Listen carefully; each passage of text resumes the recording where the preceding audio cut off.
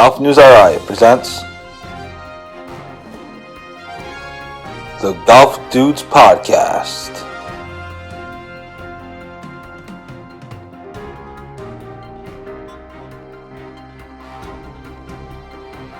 Here are the dudes. Hey everybody, welcome to another episode of the Golf Dudes Podcast on GolfNewsRI.com. I'm Joe Calabro, Rich Cappalli alongside. I'm coming to you from Triggs Memorial Golf Course in the World Series of Junior Golf Day 1 here at Triggs. Everybody's on the course. The Eaton sisters, Max Jackson, a lot of people, some people already finished. Max should be finishing soon, but I'm at Triggs, so it's that time of year where I'm kind of on the road, and sometimes it's fun to do a podcast from a different location than my office. So here we are at Triggs. You can see the putting green, sort of, kind of. Course looks great. Kids are practicing. Is that the putting green next to the greens? Yeah. Okay. Oh yeah, there it is right there. Yep. There's one to the right over there too. I didn't realize there was two of them. Yeah. So that's where I am. I'm on the patio here. So just been here since about 9:30 this morning. And so apparently they fixed the greens. The greens are all good now. Oh, the kids are saying the greens are great. They double rolled. All right, yeah. They double rolled them this morning. The guy said one of the kids. Well, given the fact, 3 weeks ago, a month ago, they said that they're in serious trouble. Yeah, I'm not sure how true that report was, but I mean, must not have been that true. The course looks tremendous. The parking lot is paved, just for the record. Oh my God! Now we just got to work on getting a sub 6 hour round there. I love that course. That course is great. Just to confirm, but all the kids are saying the course is tremendous and the greens are in tremendous shape. It's a fantastic course. So that is the update on Triggs for all you that are concerned. But yeah, it's a great day out here. I'll probably be doing the same thing next week for the Providence Open when you have Brad Adamonis in the field and Will Dixon and Chris Francoeur all coming back to play. So that'll be next Thursday and Friday. So that'll be cool for sure. Excuse me if I wave to or say hi to random people as they walk by, but that's what happens. Anyways, a few things to get to. U.S. Senior Open is underway. Brad Adamonis is on the course. Billy Andre, Brett Quigley, and Patrick Sheehan are yet to tee off. I don't know how Adamonis is doing. I haven't, to be honest, seen his scoreboard yet.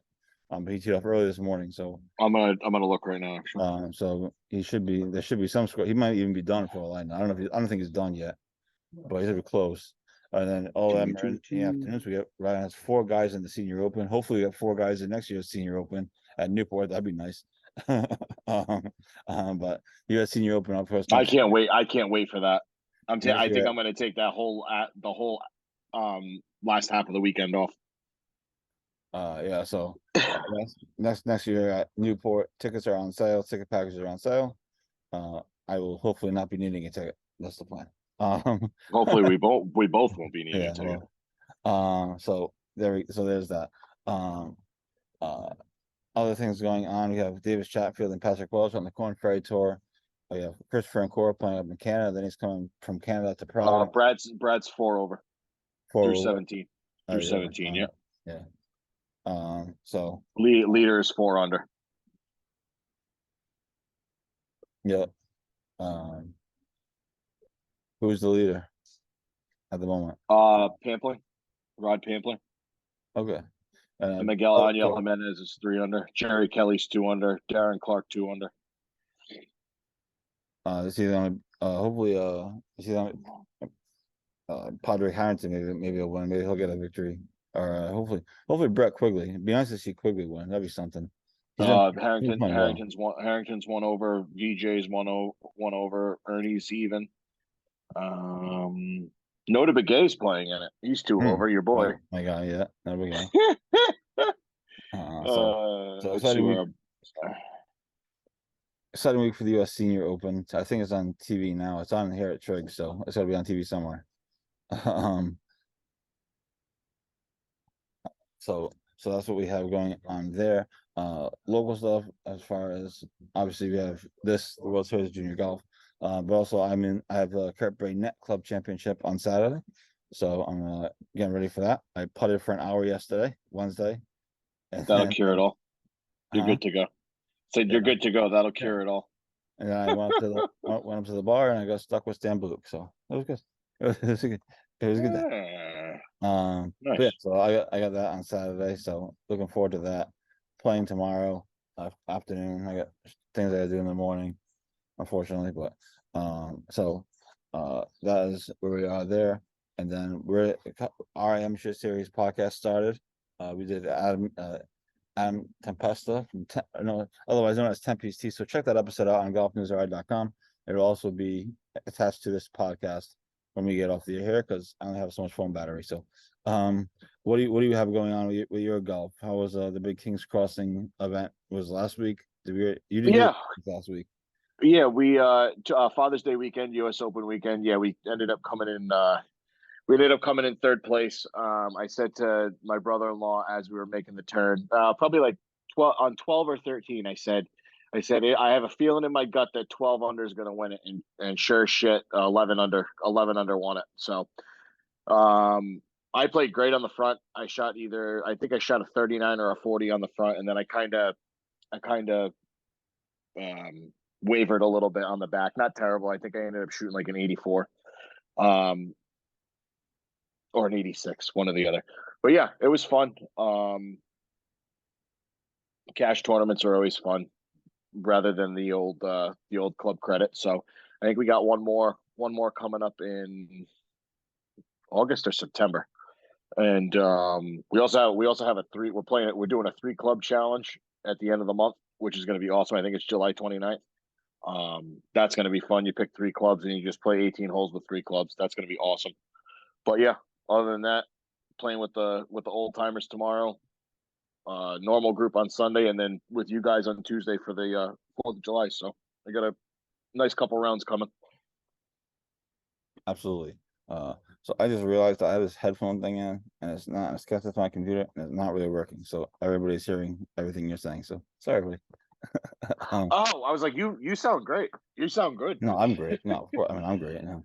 I thought this It's headphone coming was out of working. it's coming out of your speakers. Yeah, which is there's no one Diff- out here anyway. difficulties on the road. There's no one here anyway. It doesn't really matter. But I just thought it was coming. Just figured, whatever. Anyway, so Yeah, that Billy Andre's off at 143. yeah. Then Sheehan's before him, and Quigley I think is before him. Yeah, Quigley's at 130. Jesus, this is like my golf. All these this whole leaderboard is like my golfing my childhood. Hmm. It's so crazy. You just go through the list. It's like holy crap. Oh yeah, that's the champion stuff for you. Mm. So it might be just anyone, I guess. It worked the other week at where was that? At the Northeast Amateur it worked. I don't know what happened to it. You gotta get Anyway, yourself a pair of AirPods. yeah, Easy. I'm behind on Yeah, the earphone technology. they'll easy connect Yeah. to your MacBook. Yeah, so Anyways, how was Wanamoisa? Good. it was great. It was an amazing tournament. We got Yeah. amazing coverage of it. Our coverage was actually sourced again by Jeff Shackelford in his Quadrilateral newsletter. That was Nice. the second time he sourced us. So and I didn't send him the article. He's obviously he follows us on Twitter. He sees we're posting, so he linked to Nice. the article. So that was cool. Always cool to get. It's always good to get sourced by those national people, especially when you don't send us. Absolutely. That means they're paying attention. Mm-hmm. So that was cool. It was a great time. We had highlights every night of locals. Bobby Leopold made the cut, which was cool. It's not easy. um, No, hell, absolutely not. and those kids obviously light it up. But it was a great tournament and one of the best weeks of the year. Now we're moving ahead to the Ryan Amateur in 2 weeks at Montauk. So the podcast for that week will be either on the road or I'll just do it live myself at night, depending on what happens when we finish. This is weird to go do a podcast on Thursday and then not preview the amateur championship. So like last year, I waited until the semifinal. When does it start? So the amateur starts on Monday, but Thursday is the semifinals. Thursday afternoon is semifinals. So it'd be weird to do a podcast and not, you know what I mean? With the final being on Friday, it'd be weird to not preview or have the final results. You know what I Yeah, mean? yeah, So last year I yeah. just drove. Last year I just drove home and I just did it live for 20 minutes or 30 minutes. But we'll see. Or unless you want to come, we can do it live there at Montauk, whatever. We'll see. We have 2 weeks to figure that out. But and then next week I'll probably be here again for the Providence Open. and maybe I'll drag some of these professional golfers to do the show. We'll see. We'll see what we got. But yeah, busy couple weeks for golf in Rhode Island. There's all kinds of qualifiers, all kinds of stuff going on, and then obviously the local tournaments as well. It's club championship season for at least for Kirkbride, if not for a lot of places. So we have that going on, and then be sure to sign up for the Link Streaks Open in August. That's still over a month away. So so I've talked to a It's bunch. official. I will be playing. I got the day off, so I will be there. We will be there. Yes, we potentially need to find 2 other people at the moment, but that's all right. I'm sure our golfing circle, our golfing circle's pretty big. I'm sure we'll find 2 people. Yeah. What we have to play with you idiots?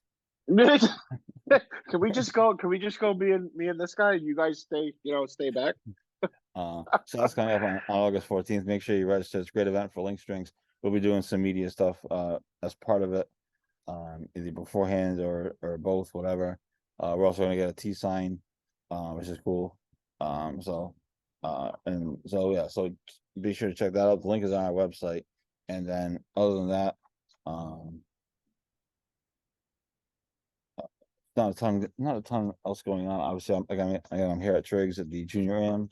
That's the current scene. I mean, the World Series of Junior Golf, excuse me. That's the current scene at Triggs at the putting green. Kids are practicing. All the locals are on the course at the moment, so it's good. It's a exciting time for sure.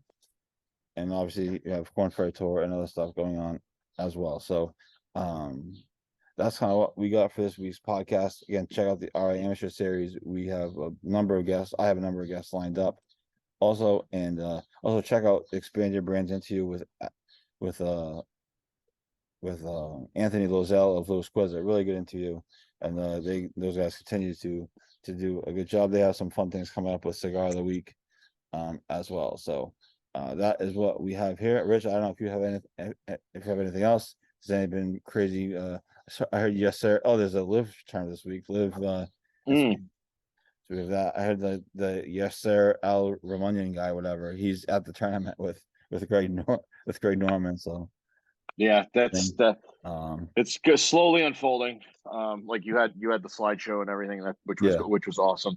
It's gonna be an interesting year or so, 6 months. And then the PGA Tour had a players meeting the other day. It was like a 5 I heard it was like 3 or 4 hours or something like that. Yeah, Bob Howard reported it was 5 hours, a 5-hour meeting. That's pretty nuts. Crazy. There better be lots of Captain Cooks in that meeting. Yeah, right. But yeah, other than that, I don't have anything to do. Good luck Saturday. What is that? That's club championship qualifying? Net qualifying. Yeah. Good luck on that. Top 32 make it to match play. So we'll see. I mean, it's all strokes. So I get, I'm getting 17 or 18 strokes, whatever it is. So, but we'll see. The regular qualifying already happened. So the match will be starting up, I think, next week or something like that. So get your swings in. Get your swings in tomorrow. Just make sure you're all good for Saturday. Yeah, it'll be good. It'll be fun either way. It's my first competitive round in a while, so it'll be exciting. How do your clubs feel now that they're fixed? Better? Yeah, but the only problem is that they fixed my 5-iron, but it's a different grip than the rest of my clubs. So I'm still getting used to it. You're just gonna have either that or you're just gonna have to get your club's grip the same as your 5-iron, or whatever. Get the grip changed. I mean, it's fine. I'm getting used to it. It's not that big of a deal. And I'm not good enough for it to really matter that much. Let's be honest. But that's it. Go ahead. Go charge your phone. Yeah, I'm gonna head home. Here shortly. I just figured it's always fun to do something different, have a different background, give people a look, see what's going on. So I figured do something different. So that was all we got. Right after we hang up here, we're going to be seeing the RA Amateur Series episode 1, 2023 RA Amateur Series episode 1 with Adam Tempesta of Tempe's Tees. He's playing in his first Rhode Island Amateur. It was a fun interview, fun conversation. And maybe we'll be doing something with him down the road. But check out Tempe's Tees on Instagram. He has good stuff, company tees, all kinds of stuff. So that's his free plug. He can pay me at the amateur in a couple weeks. Anyway, thanks everybody for tuning in. Enjoy the weekend. Enjoy if you're coming down to Triggs, enjoy the World Series of Junior Golf. It's a great event. Kids from all over right here. It's pretty cool. So check that out. And we will talk to you next week. Podcast to be determined, as I'll probably be here again. So what we got. We'll talk to you throughout the weekend on GolfNewsRI.com. And thanks everybody for following on. Bye.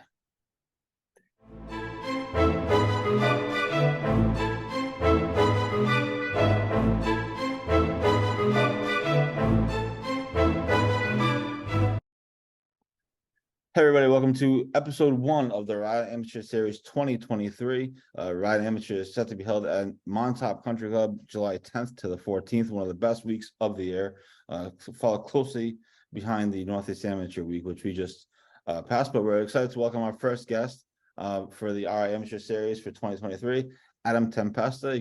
He's better known on Instagram as Tempe's Tees. We'll get into that and his big golf brand that he's building, but Adam, thanks so much for coming on the podcast. How are you? I'm doing well, Joe. Thank you for having me. Pleasure to be here. I'm happy to talk some golf with you. Yeah, super excited to have you on. Obviously, your first Ride Amateur coming up in 2 weeks. You qualified like a couple weeks ago, or whatever it was, at your home course, Segregansett. Segi is obviously now a new member of the Ride and Golf Association. So just talk about kind of your game, how you got into golf. And when did you get the golf bug, basically? Yeah. So I graduated college in 2009. My baseball career ended then. I played a couple more years in the old man leagues, the have fun leagues. And then I turned to golf. Everybody in my family played, had a bunch of friends that played. So I started out at DW in Brockton. I would just go and chip and putt, and I'd play in my dad's Saturday game, just to learn the ins and outs of golf, pretty much.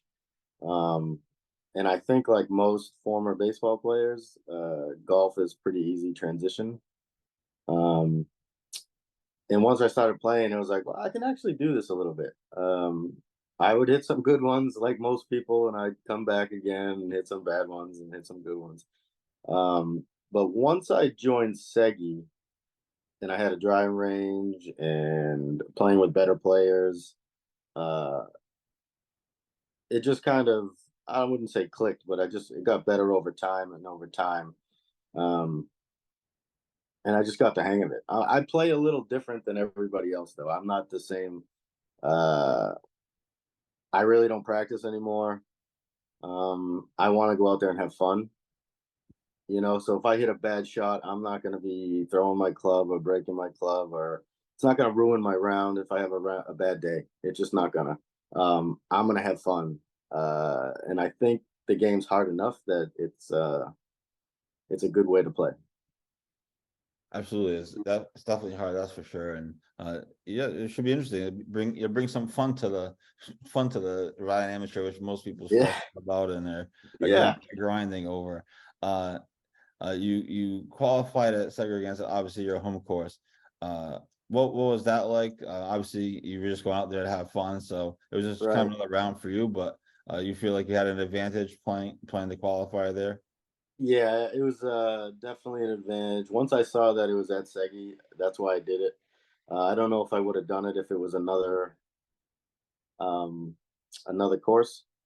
But it was at Segi, and I figured I had an advantage because there was only a few other Segi guys playing, and it's hard. The front nine is really hard. So I knew if I could get through the front nine, I could just kind of coast into the back.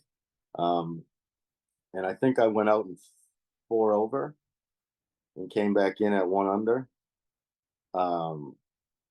So I knew once I got through the front with 4 over that it was going to be, I probably had a chance.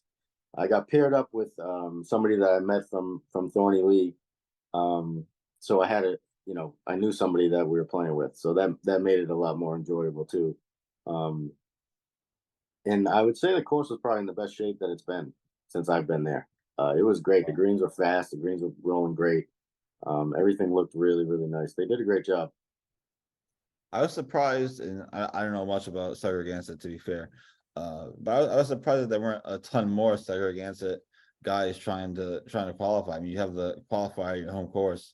You know, you might as well just go out there and, like, you know, give it a I shot. Who agree. cares? So I was again, I don't know much about the membership, so if I'm speaking out of turn, feel free to correct me. But I was just surprised. No, I was surprised that there weren't more Segregated guys, you know, I'm with you. trying to play. I don't know if it was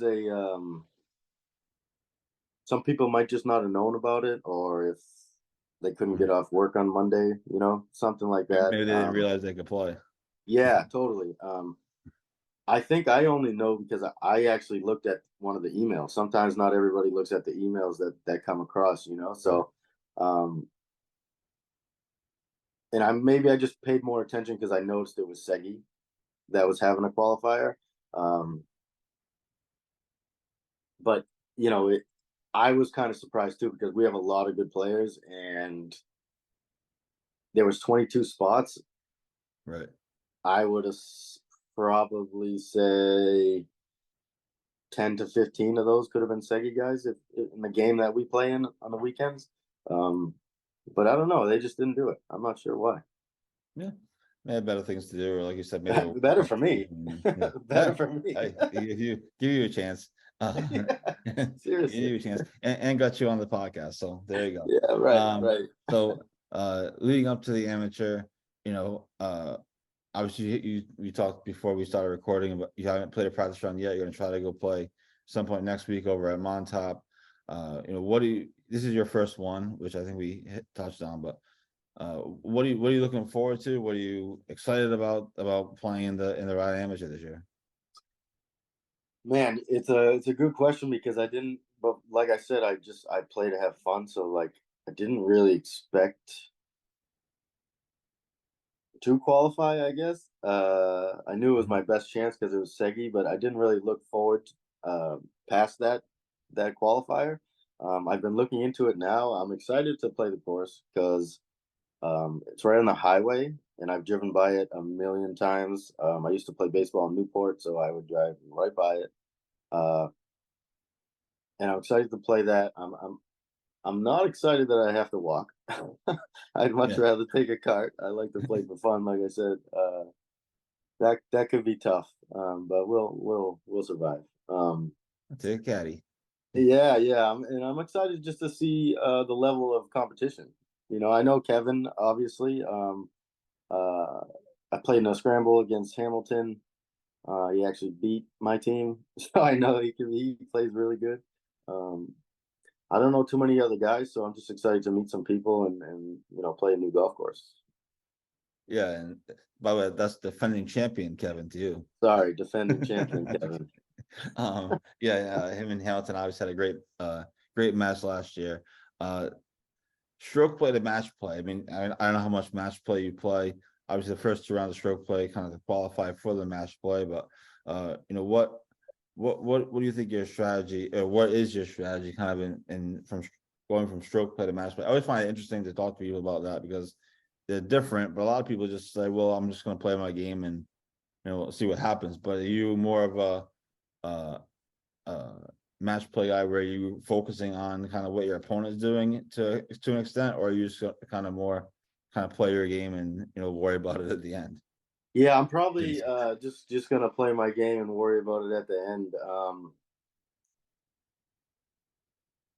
If I keep thinking too much about it, or if I'm really worrying about what the other guy's doing, I'm probably not gonna do something good. So I'm gonna try to just focus on my game.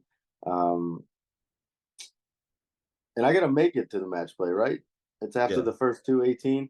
Yeah, so it'll be interesting to see where that comes down. But I'm definitely excited to play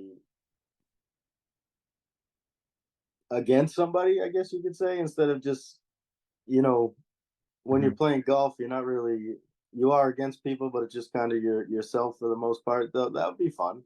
I haven't really done it much singles. But a lot of the tournaments that we play are match play with a partner, like a four ball Right, or four something. ball. Yeah. So it could be fun. I'm excited about it. Yeah. Yeah, it could be your thing. Singles and doubles. You just start taking on everybody. Obviously, like you said, you have to get qualified for first. You have to get Right. through the 2 rounds of stroke play, and there's usually a cut. It'd be interesting to see what the cut is. Last year, the cut was extremely high because of the wind at Watamatami. It was like what I think it was like 8 over, 9 over, or something, which is crazy. Yeah. I thought it was anyway. Tough conditions. Yeah, it was tough condition, brutal wind last year at Watamatami. I don't know. Hopefully, it'll be a little bit better this year, so people can actually, score. Yeah. But so yeah, 2 rounds of stroke play, and then obviously the match play goes on from there, and we'll do the whole bracket thing, and so Right. it was always an exciting time. And then last year there was a playoff for the final spot, so that was pretty intense. Wow. So yeah, the winner got to play Brad Voy. So I don't know if you want that or not, but that's what. Yeah. Yeah. Congrats. Here you go. Yeah. So you launched Tempe's Tees in 2020. You have the hat on, repping the Yep. brand. Yeah. Of course. And I met you at the Northeast Golf Show in 21, I think. We were right next to our booths were right Yeah. next to each other. So I was like, oh, maybe it was 22. I think it was 22. Yeah. 22. Because this year we just missed each other. Right. It feels Right. like this past March or whatever it was. Tempe's Tees, follow them on Twitter. You do more than just tees now. You have hats and all kinds of stuff. Just talk about your brand and kind of what made you kind of get into doing that, into the golf business, into the business side of golf. Yeah. I wanted to try something different, and I came across golf tees, and it was just something small at first. Uh, and it kind of just turned into a little bit more and a little bit more and a little bit more. So I decided to throw, some hats. I got polo shirts. The custom tees is probably the best part of it, because I get to work with other people, work with their brands, their colors, their logos, and it's pretty cool to see and speak with people from all across the country. To be honest with you, I'm working with a couple places in South Dakota right now, in Oh, wow. Oklahoma.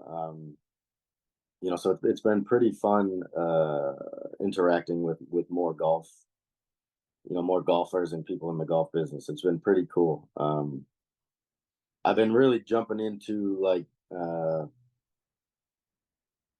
events in the outings, the charity events and stuff. So I can put together a little package of custom tees or ball markers, golf balls, stuff like that. And it's been going really well so far this year. Yeah, it's fun to see, how much, you've grown, just following you on Instagram, different things that you're doing, the custom tees, and like you said, everything else. So that's pretty cool. Will you be repping Tempe's tees at the amateur? You can bring hand out tees to everybody at the amateur. Yeah. Get some branding out there. Come on. I'll have tees and I'll have hats. Yeah. I might sprinkle some tees on each tee box. Who knows? Yeah, might as well get some branding out of it if you're Yeah, gonna of course. Of course. I should hire I might have to hire a photographer or something. Really get things going. Hey, you never know. I would never. I would never. I'll be there. I'll take pictures for you. Fair enough. All right. He's gonna do something. That's awesome. But I was follow Tempe's Tees on Instagram, and obviously you can message. They can message you if they need if they want any product or that cool logos, cool tees. I need a new bag of tees. I used all mine that I got from you at the golf show. Yeah.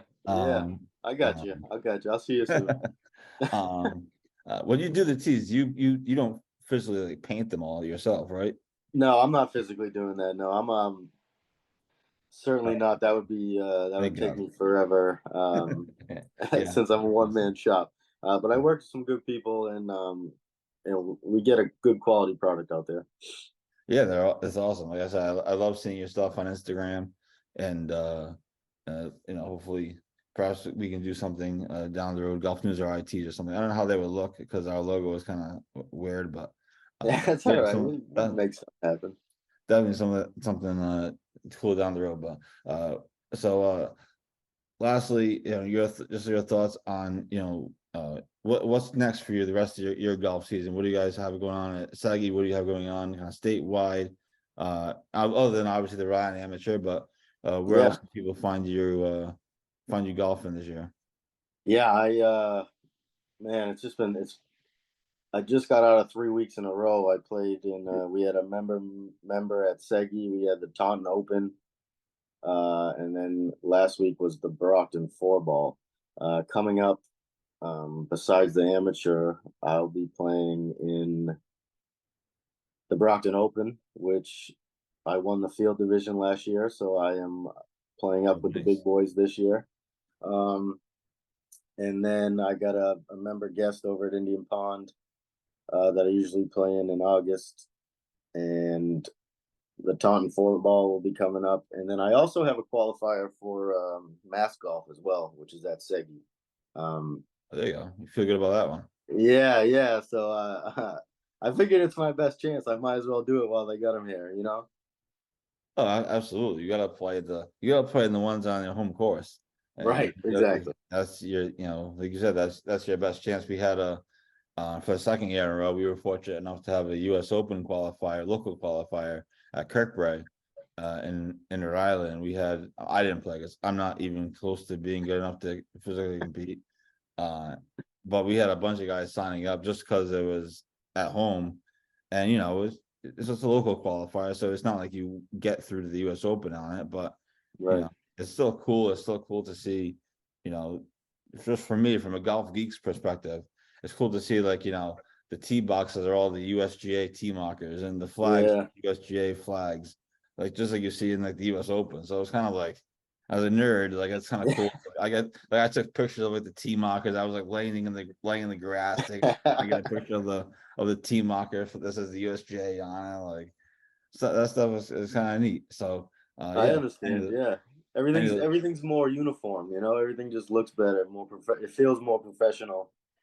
Right. That's what it is. It feels like, okay, there's really something going on here. Like this, the USGA flags. The cooler says USGA on it. Right. Stupid stuff like that gets me excited. I don't know if they can get anybody else excited because everyone that's playing it is so good that they're just like, yeah, whatever. It's just just another USGA event. Whoop-de-doo. Yeah. For me, I want to see you taking pictures in the grass with my tees. If you're doing that, I'll take a picture. I'll take a picture. Yeah. I'll take a picture. See you crawling around. I'll be around. I'm always around. I walk everywhere. I don't know what the setup at Montauk is, but I usually bring my laptop and everything. I set myself up right at the bar or whatever to write my nice or whatever. So I'll be there. I'll be there just about every day. Well, I don't know if I'll be there the first. Sometimes I skip the first day of stroke play just because it's first day, and then I'll go obviously for the second day for the cut and everything. But we'll see. We'll see what the week looks like. It's a busy couple of weeks leading up to it, so it'd be cool. But yeah, definitely looking forward to the Ride Amateur. It's July 10th to the 14th at Montauk, and you can come see Tempe's Tees, Adam Tempesta play, and among other people, and see how he does. Maybe he'll give you a free tee. Free tees if you share for him. But anyway, thank you so much for coming on, Adam. Really appreciate it, and we look forward to seeing you at the Ride Amateur, and also everyone follow Tempe's Tees on Instagram and on Facebook too, or you just in Instagram? I'm just Instagram and just my website, tempestees.com. Tempestees.com. That's Adam Tempesta. He's competing in his first Ride Amateur in a couple weeks at Montauk. Thanks, Adam, for coming on. Thanks for having me. I'll see you soon. All right, everybody. This is episode 1 of the 2023 Ride Amateur series. We'll be back later this week with more guests, so stay tuned to GolfNewsRI.com for all future episodes. Have a great day.